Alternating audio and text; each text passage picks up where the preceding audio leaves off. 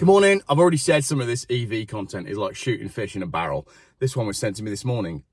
In fact, it was sent by a chap who never used to be a conspiracy theorist. He always used to question the things that I would post on my account. But he's coming around and he said, here's another conspiracy theory that is becoming truth. Inability to repair EV batteries could cause insurance to spike. EV drivers told premiums will rise until battery repairs are more feasible. So we're going to dive into this from Autocar. But first, I want to talk about some of the articles that are then suggested on Autocar, and maybe we'll dive into those in more detail later. Polestar boss says that 80% of customers like oddball features. What, like no rear window? I don't get it. There's a review of the Changan Deepal S07. What are you driving these days, mate? Oh yeah, I've got a Deepal. Not sure about that. And Jaguar Land Rover. I haven't done a video on this Jaguar Land Rover hack thing. I didn't realise. Do you know Jaguar Land Rover haven't built a car since the 1st of September due to the hack that's happened? And then there's a review of the Volkswagen T-Roc, which I'm not interested in, but it says used cars, Gen X millennial buyers are causing a boom in modern classic values, which is interesting. I've got a review of the iconic auction. I've printed all the cards out. I've done the values. I've done all the data. I just haven't got around to making the video yet, but that's what I'm seeing. It's really interesting what cars are selling and what aren't. And then you've got the best cars available for the electric car grant.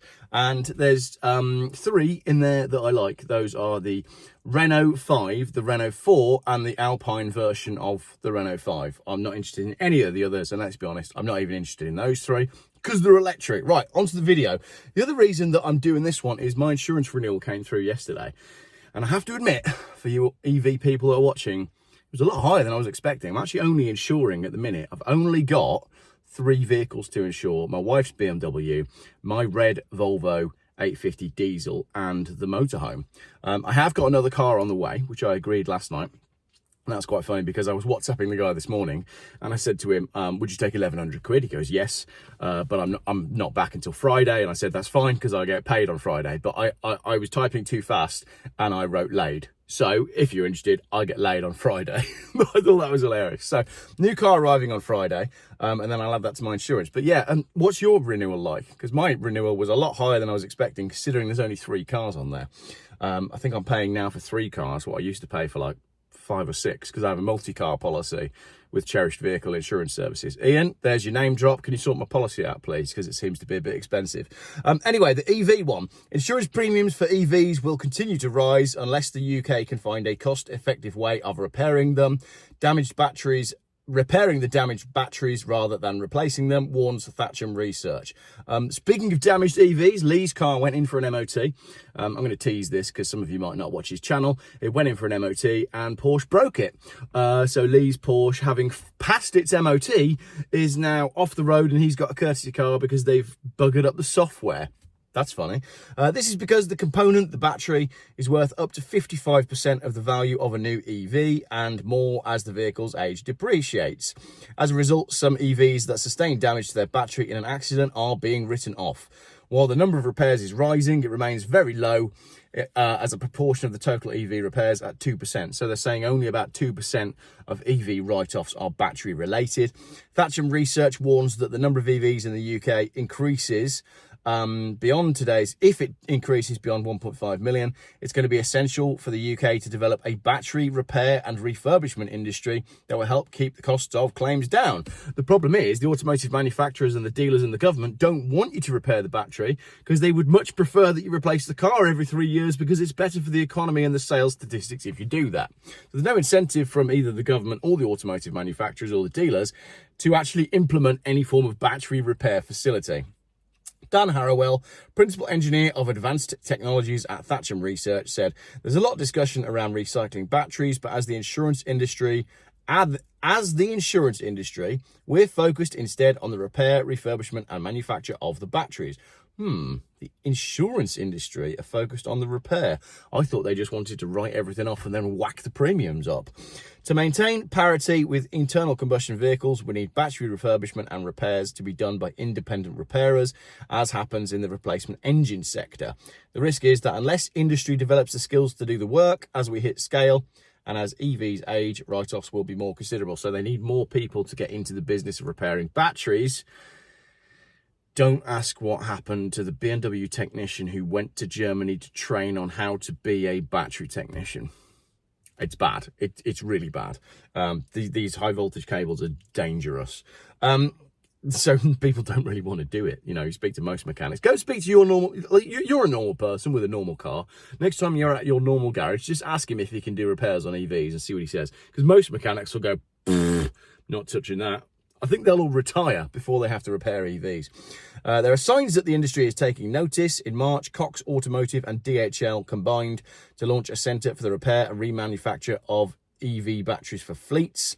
In Rugby, it's 35,000 square feet. And Paul Stone, manager of DHL Supply Chain UK, says the cooperation represents a major step forward in creating a scalable circular economy for batteries in the UK. They probably wouldn't bother had they not invested in EV vans. If they hadn't done that, they probably wouldn't be interested.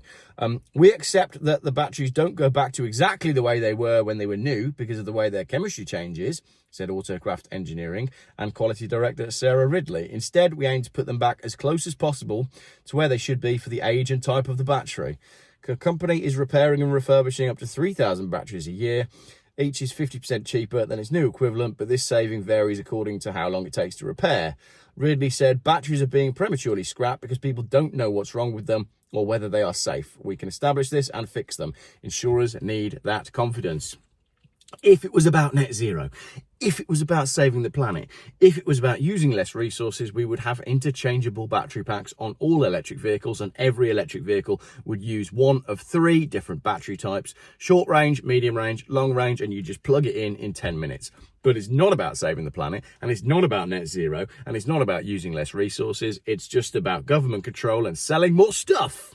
Simple as that. For the end of this video, I've chosen some cars that are for sale on Auto Trader that you can buy right now instead of going and buying an EV that can't be repaired when it's crashed.